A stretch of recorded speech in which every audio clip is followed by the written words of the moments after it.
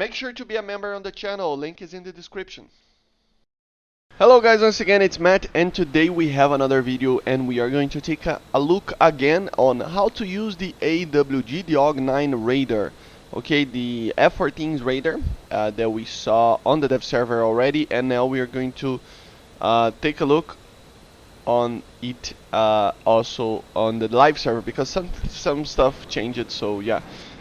Before that, make sure to subscribe, and shout out to my members, Alafoesh and Vivi Balesta. Thank you guys for supporting the channel. It means a lot to me, and if you want to support the channel, make sure to be a member down there. So yeah, let's get into it. So first of all, let's talk about its modes. So it is a very powerful radar, okay, but it is very old. So you have to keep that in mind, okay. Radars like the JK ones, the APG-66, even the MiG-23's one and the vegan one are more modern radars than this one, so they will have a little bit more of a sensitivity on pulse Doppler and a better way to detect targets in certain situations. But the F-14 has the most powerful radar in kilowatts, you know, so it will have the most amount of range. I'm going to show everything to you guys, but yeah, let's talk about its modes. So it has basically has kind of 6 modes, but it technically is 8. So let's talk of each one of them. So first of all, of course, we have the normal search mode, basically a continuous wave mode that it doesn't use pulse Doppler or anything like that. It's the normal mode that you normally see in most radars, okay? So it doesn't have any type of pulse Doppler filtering or anything like that. So the main thing about it is that it will receive the ground clutter, okay? You will have ground clutter to it. It's a fair amount. It's not that much, but it is kind of big. So yeah, normally it's better to be used in high altitude situations and stuff like that. But you can use in situations like, for example, if the guy notches you, which is basically any type of perpendicular flying to you, compared to you, when the target is coming to you, will make the pulse Doppler lose the target. And then you can use this mode to actually lock the target again, because it really doesn't care what the guy is doing. It has its problems with chaff, okay, so it will try to lock chaff basically every time somebody drops a chaff, but after the missile is launched, and if the target will remain in the same area of the chaff, you can maintain the lock in the chaff to actually get a kill. If the target is actually coming towards you, the reflection of radiation on the missile, on the aircraft to the missile, will be larger than the reflection of the chaff to the missile. So that will make the missile go to the target anyway, you know, even though you are locked to the chaff. But that only works if the target remains in the same area of the chaff. One of the situations that you might face is the guy is coming directly against you, 12 o'clock, you know, hot, and he drops chaffs, and he maintains it the same heading that he was. I mean, the chaff will be in the same general direction as the aircraft, and in that manner, the aircraft is coming towards you, so the target will be larger than the reflection will be larger than the chaff, and the missile will go to the target anyway, okay? So yeah, this is the normal mode that we normally see in other you know, radars, you know, but it is very strong in here, and it can detect targets up to past 100 kilometers. So yeah, it's very strong, but it has its problems, okay? There are 2 modes together with it, the bore sight mode and the vertical scan mode. These are modes for just, you know, within visual range kind of situations, dogfights and stuff like that. So you will have these modes with pulse Doppler and with the normal continuous wave. For example, I'm going to show the continuous wave one. You will have the bore sight, which basically means where the aircraft is aiming at. So if you put a target there, he will lock the target, but he has a limited range, so think about that.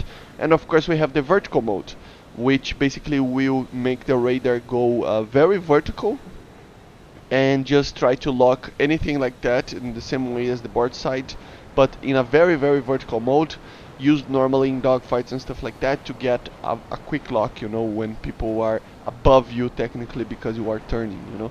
So yeah, are just normal modes that you get, and they will just normally just lock themselves. Remember, they have a limited range, but you can use them to actually guide the missiles and stuff like that. So yeah, um, normally people use these to actually detect the target, to actually lock a target, specific target that you want when the radar is very cluttered with a lot of targets. So yeah, it's a way, but remember of the range.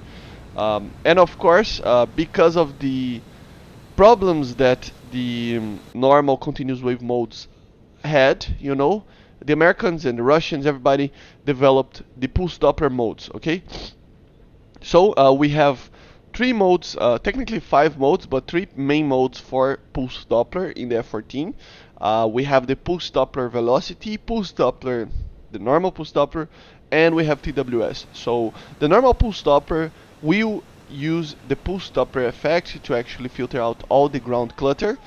And it will detect targets. It has IFF in the F-14, so that's nice, something that other aircraft don't have, and it will filter out 100% of the ground clutter, you know.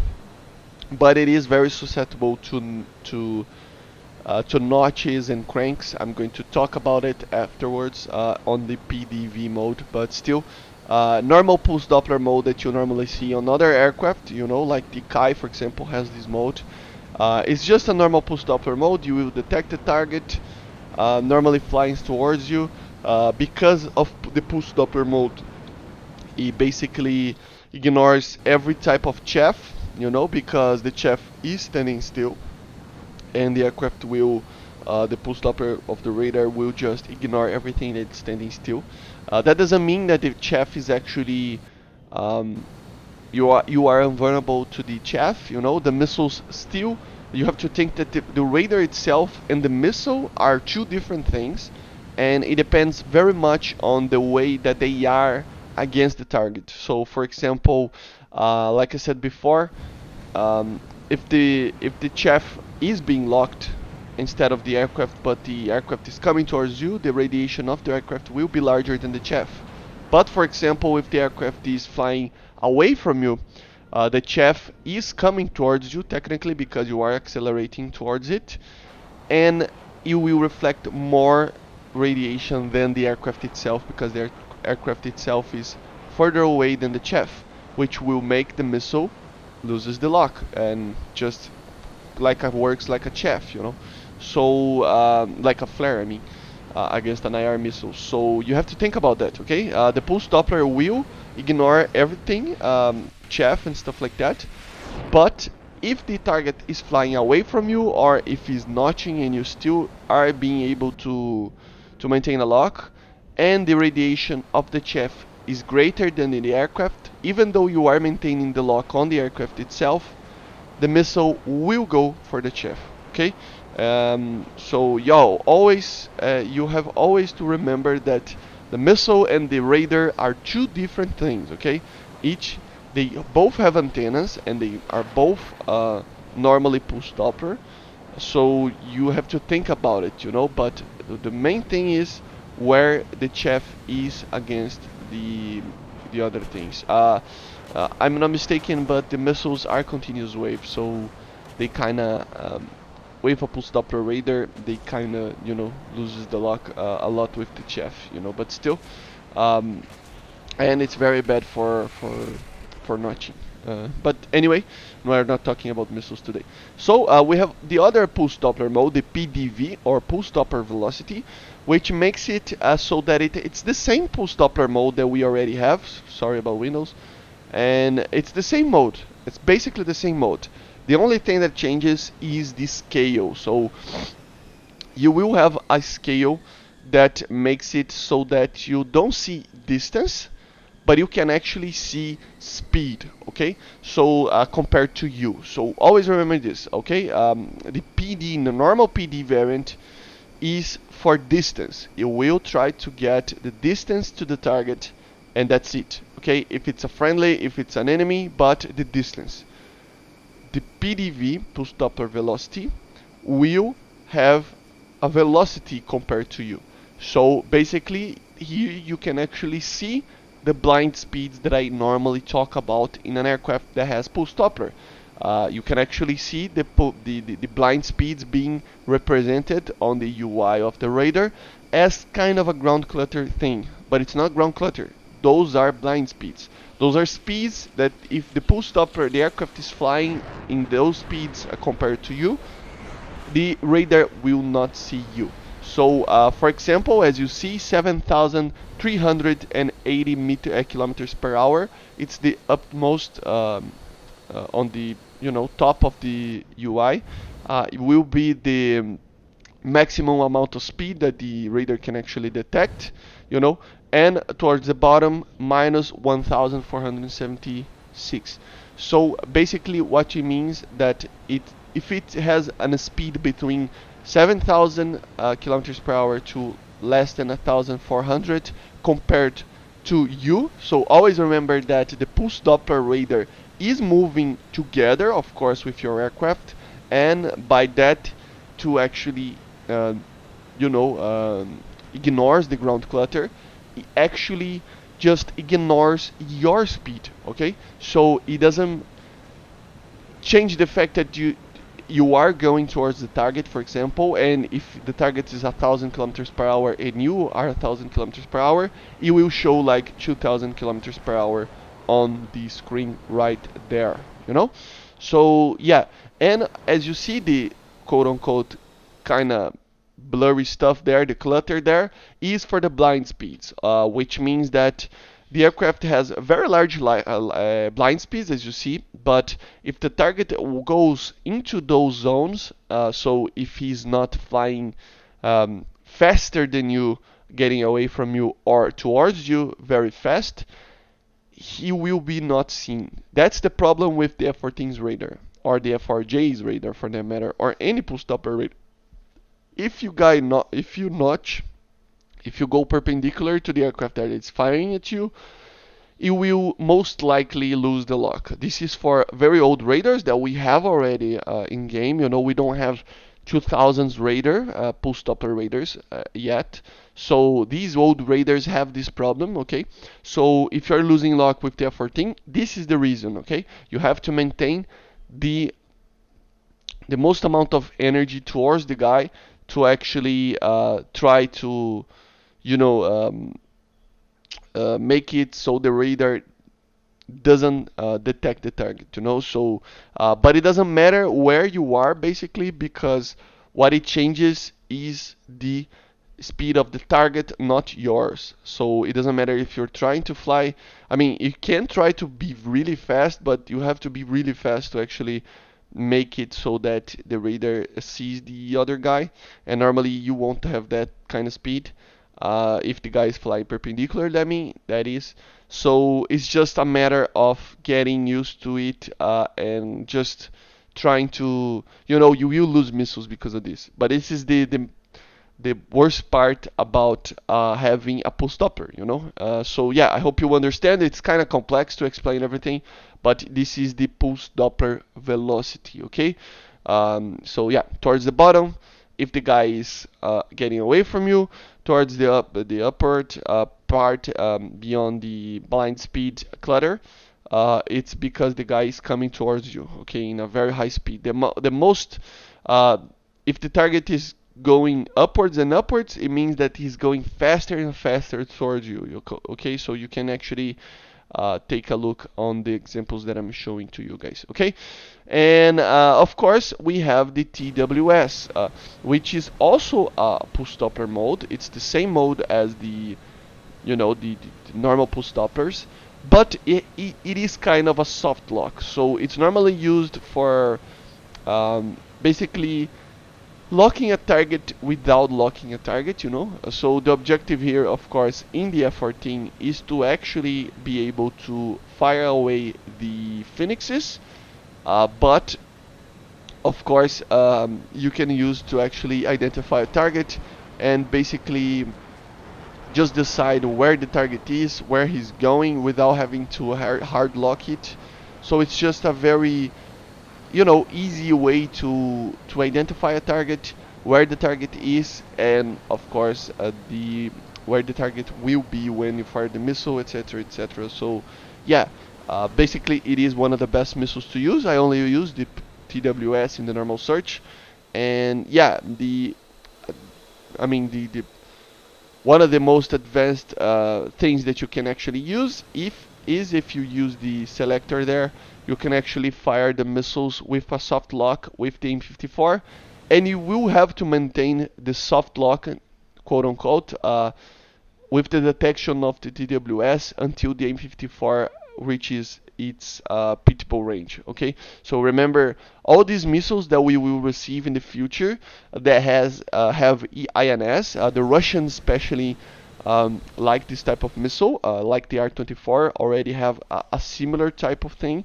but the R-27 will have this, and the Phoenix has this, and the R-24 also has this. But in general, INS in a system like this will mean that you have to maintain the lock, or at least maintain the TWS in the case of the M54, so that the missile can actually have corrections on the inertial system of its navigation system until it has the range to actually detect the target with its own antenna. For example, in the M54, this range is very limited. It's 16 kilometers, I think, in game. In real life, it's like 18 max.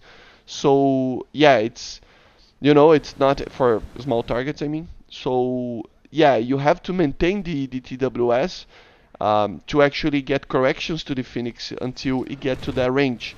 If not, the Phoenix will just maintain its course to the last known position of the target, and it will go pitbull, but probably you won't hit because the target is moving. So maybe it changes position and stuff like that. You still can get the target, but the chances are a little bit lower, you know. In missiles like the R-27, for example, that we will receive soon, maybe in the MiG-29, for example, you will also have this type of system when firing at past 40 kilometers, for example, because the range of the antenna of the R-27 is 40 kilometers. Of course, is bigger than the Phoenix's, because the emission of the radiation of the missile is coming from the aircraft. So if you fire, for example, at its max range of 65 kilometers, for example, the antenna cannot detect the bouncing back of the radiation of the aircraft's radar on the target, but the aircraft itself is sending data link via data link on the radar corrections until it has the bouncing back radiation from the target. So you have to always think about that. The R-24 is used like this a little bit. I mean, it's not that advanced yet, but all these missiles, these newer missiles, will have that. So you have to think about that from now to the future. So R-77s, AIM-120s, R-27s. I don't think if the M7M use that, but you know, all these missiles will have this type of system. In the F-14, you just have to maintain it on the TWS. Okay, if you maintain the detection on the TWS, will mean that the target, the missile, will is receiving you know, updates on its flight path. Okay. So basically this is it. You have all sorts of scan modes, of course, wider ones, smaller ones. That doesn't change much. The range goes to 300 kilometers or something. So, but you normally won't detect something beyond the 180 for bigger maps, you know. And yeah, the kill that I got, we were testing out of the max range, was about 90 kilometers with the Phoenix. So yeah, the Phoenix is very, very good at longer ranges. Remember that the M7F, the effective range of it, it's between 20 to 30 kilometers depending on the situation, but the effective range of the Phoenix is well past 50 kilometers. So in smaller maps, the Phoenix is not that good, okay? But you get kills with it, so I advise you guys using at least 2 of them. The other 2 modes that we have, of course, is the same thing as the normal search mode, but impulse Doppler. We have the bore sight mode, impulse Doppler, and the vertical sight scan zone, you know. for dogfights and stuff like that, but using the pulse Doppler, which means it has problems with blind speeds again, okay? So basically this is all the modes of the F-14. I hope you enjoyed and I hope you understand. Everything is very complex, but I'm trying to get as much people informed about this, because you know we are getting into a position that everybody will need to actually learn to use BVR. And yeah, this is the future of War Thunder. So, and of course, remember that there are a couple of things that you have to remember. First thing is that you have all these modes that I talked about it. They're normally search modes, okay? Basically, every one of them are basically searching for targets, okay? Even though the bar side mode and the vertical mode, they are eventually become a tracking mode. They are all search modes, okay? Once you get a lock, you will have the tracking mode, which stands for TRK on the radar and TRK pulse Doppler, depending on the mode that you're using. If you're using normal search and get a lock, it will just be tracking. If you get a lock with the TWS, with the pulse Doppler or pulse Doppler velocity, or any of the bar sides or vertical modes on the pulse Doppler, you will become tracking PD or TRK PD, which is basically tracking pulse Doppler, which is using the pulse Doppler mode to track a single target. Okay, the TWS of course can do both things. So it can it's not actually locking something, it's actually like taking a look on the target and looking at the area, taking a look at the target, taking a look at the area, and so on and so on. So TWS is kind of a mix between a search and a track, but it's not fully locked yet. Okay, once you get the lock, you will be tracking. Another thing that I want you to to know is what and how to get working on the radar. So there are various modes and stuff like that. First of all, to use that mode that you can actually move around the cursor to select the target, is way quicker than selecting each target. You just turn off this target cyclic switching of aircraft radar, and then you have to put a button on that on the controls. As you see, I use these. For example, you're going to click here and then increase value, decrease, and stuff like that, horizontal radar, target Q control axis and stuff. You have to have all sorts of buttons. For example, to change the scale, you'll have to have a button. The search mode, you will have to have a button so that you can actually, you know, change the search mode if it's wider or anything like that. The IRST change radar or IRST mode is to change between the modes that I talked about it. So search, TWS, pulse Doppler or anything like that, you have to have this button to actually change. And to go to the dogfight modes that I told you about, the bar sight and the vertical, you put a button on here. This is the controls that I use for radar, but you can change to what you like, okay? But these are the ones. Okay, so I see you guys on the next one. I hope you enjoyed. Very long video and just very difficult to do, so I hope you have everything covered. But if you haven't, make sure to leave it in the comments and I will try to answer everything. It is very complex and I'm not an expert on it. I'm just trying to understand it, and the better you understand the radar of the aircraft, the most amount of kills you will get it. Okay, a lot of players that I see are very good at dogfighting, but lack on this BVR department, and I tend to, you know, hope that everybody can actually be good at the game, and we have a very competitive arena. So I really want everybody to actually be good and just understand how this system works. I mean, it will help you a lot in the BVR department. Okay, so I see you guys on the next one, and subscribe, be a member. Bye guys.